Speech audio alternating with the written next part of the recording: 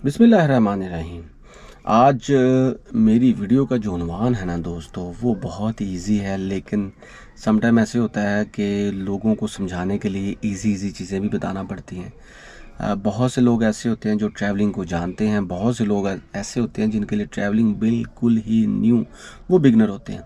तो हमारा मकसद ये होता है कि आप बिगनर्स को भी समझाएं, गाइड करें। तो आज मैं आपको बताऊंगा, बहुत से लोग हैं जो दूसरे कंट्रीज़ में जाते हैं, उनको पता नहीं होता, उन्होंने सिंगल रूम लेना होता है, डबल रूम लेना होता है, डॉर्मेट्री लेनी होती है, या हॉस्टल में कमरा लेना होता है, या उन्होंने सूट लेना होता है, या फैमिली रूम लेना होता है, या लग्जरी अपार्टमेंट्स लेने होते हैं, या खाली अपार्टमेंट्स लेने होते हैं, या उन्होंने कोई हॉस्टल टाइप कमरे लेने होते हैं। तो इस सिलसिले में आज मैं आपको गाइड करूँगा कि होटल्स में किस किस तरह के कमरे होते हैं। पहली बात तो दोस्तों ये जान लें कि होटल किस टाइप के होते हैं। देखें दोस्तों, hotels 1 star, 2 star, 3 star, 5 star, 6 star, 7 stars तक भी होटल होते हैं। बहुत से कंट्री ऐसे हैं जैसे कि चाइना है, आप अगर फॉरेनर हैं तो आप 3 to 5 स्टार होटल्स के अंदर ही ठहर सकते हैं। जहाँ पे फॉरेनर्स ठहरते हों वहाँ पे आप लोकल कमरे नहीं ले सकते हैं, लेकिन आपके लिए डेंजरस होगा।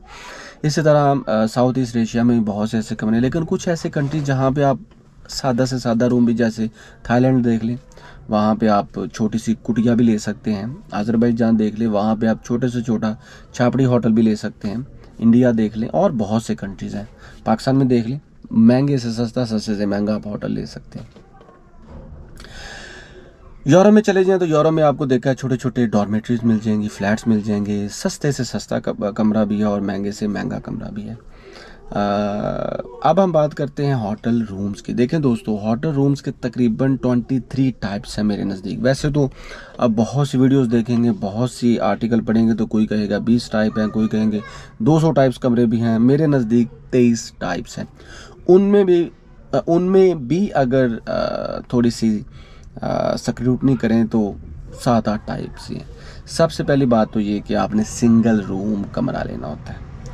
उसमें दोस्तों अटैच वॉशरूम होता है और साथ को थोड़ा बहुत सामान होता है, छोटी सी फ्रिज रखी होती है, और आपने उसको कार्ड के ज़रिए ओपन करना होता है, या कीज़ भी होती हैं। ये है सिंगल रूम कमरा। उसकी फ़ीस जो होती है वो डिफरेंट है। जब एयरबीएनबी पे या trip.com पे या booking.com पे आप जाएंगे तो उस लग्जरी लाइफ के अकॉर्डेंस, उसकी सहूलतों के अकॉर्डेंस आपको उसके पे करने पड़ेंगे। ठीक है। सिंगल रूम का ये भी फ़ायदा होता है कि आप 10 दिन के लिए भी ले सकते हैं। जब आप 10 दिन या 15 दिन या 20 दिन के लिए लेते हैं तो फिर उसकी अमाउंट और डिक्रीज़ हो जाती है। उसके बाद दोस्तों डबल रूम होता है। डबल रूम में देख लें, वो रूम के साथ ही रूम अटैच होता है, वहाँ पे आप 2 लोग रह सकते हैं। ठीक है। समटाइम ऐसे होता है कि आप फैमिली के साथ हैं और आपके साथ फ्रेंड्स भी हैं, या आप 2 फैमिलीज़ गई हुई हैं, तो फिर आप इस तरह ट्रीट करते हैं कि एक कमरे में आप ठहर जाते हैं, दूसरे कमरे में दूसरी फैमिली या दूसरे दोस्त ठहर जाते हैं। ये डबल रूम है। उसकी अमाउंट डेफिनेटली सिंगल रूम से ज़्यादा होगी। बाज़ होटल्स में डबल रूम नहीं भी होते, हालांकि वो बड़े बड़े कमरे होते हैं। उनमें उन्होंने क्या किया होता है, एक बड़े रूम के साथ एक छोटा सा अपार्टमेंट टाइप साथ में अटैच कर दिया जाता है कि आपके नौकर के लिए, या कोई ऐसा बंदा आपके साथ गया है जो आपका ड्राइवर है, तो उसके लिए उन्होंने उसको अरेंज किया होता है। उसकी अमाउंट कुछ थोड़ी सी ज़्यादा होती है। इसके अलावा दोस्तों ट्रिपल रूम होते हैं। जो ट्रिपल रूम होते हैं ये 3 लोगों के लिए होते हैं या 3 फैमिलीज़ के लिए होते हैं। यहाँ पे 3 बेड होते हैं। ठीक है।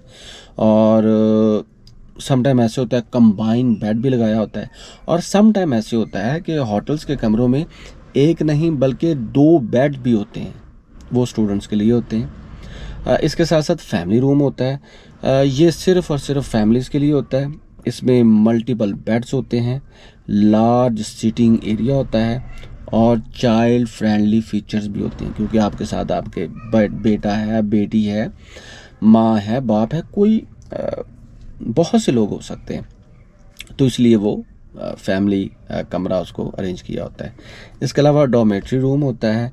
ये डॉर्मेट्री रूम जो होता है वो मल्टीपल बेड के साथ अटैच होता है, शेड होता है। ठीक है। और यहाँ पे यूजुअली बंक बेड्स होते हैं। ऐसे बेड होते हैं जो हॉस्टल्स में, देखें आप हॉस्टल में जाते हैं, पढ़ते होंगे, पढ़ाते होंगे, टीचर भी रहे होंगे, तो आपने देखा होगा कमरे में बहुत से बेड्स होते हैं, तो वो बंक बेड्स होते हैं। तो इसी तरह के डॉर्मेट्री है। ठीक है। इसके अलावा स्टूडियो रूम भी होता है। ये एक फैमिली के लिए होता है और यहाँ पे स्टडी बेड भी होता है, सिटिंग एरिया भी होता है और एक्स्ट्रा बेड भी होता है, लेकिन ये एक बंदे के लिए होता है या एक फैमिली यहाँ पे रह सकती है। चाइना में यूजुअली आपने देखा होगा, जो चाइना में रहते हैं या फ्रांस में या थाईलैंड में गए होंगे तो वहाँ पे आपको स्टूडियो रूम भी मिलते हैं।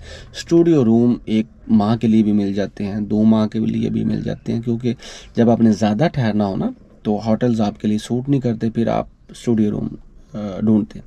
इसके अलावा एक टाइप होती है सूट, यहाँ पे बहुत ज़्यादा स्पेस होती है, ठीक है, और स्टैंडर्ड रूम होता है ये, और यहाँ पे लिविंग स्लीपिंग सेपरेशन होती है और किचन भी होता है और कनेक्टिंग रूम भी होते हैं। ये मैंने वैसे अज़रबैजान में देखा है। इसके अलावा मलेशिया में भी ऐसे कमरे बने होते हैं और इस तरह के जो सूट्स होते हैं वो ज़्यादा कॉस्टली होते हैं। इसके अलावा प्रेसिडेंशियल सूट होता है, ये लग्जोरियस रूम होता है दोस्तों, इसमें हर तरह की स्पेस, नाइसर डेकोरेशन और फर्नीचर, मैं कहता हूँ हर चीज़ होती है।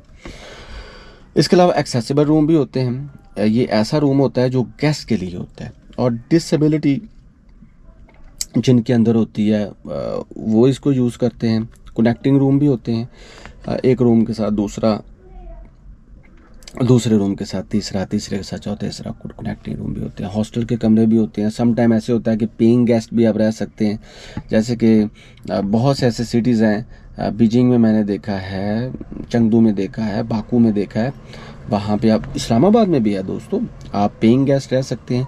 जैसे काउच सर्फिंग, मैंने अपनी एक वीडियो में बताया हुआ एक चैनल में कि काउच सर्फिंग जो होता है, काउच सर्फिंग उस पर आप एज ए पेइंग गेस्ट ही रहते हैं और समटाइम ऐसे होता है कि आपको पैसे नहीं भी देने पड़ते, तो आप फ्री भी रह सकते हैं।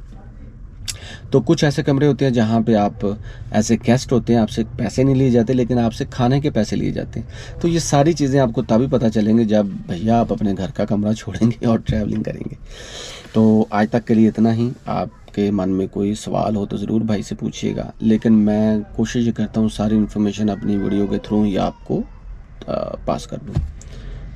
अपना भरपूर ख्याल रखा करें, मेरे चैनल को भी सब्सक्राइब किया करें। Thank you so much.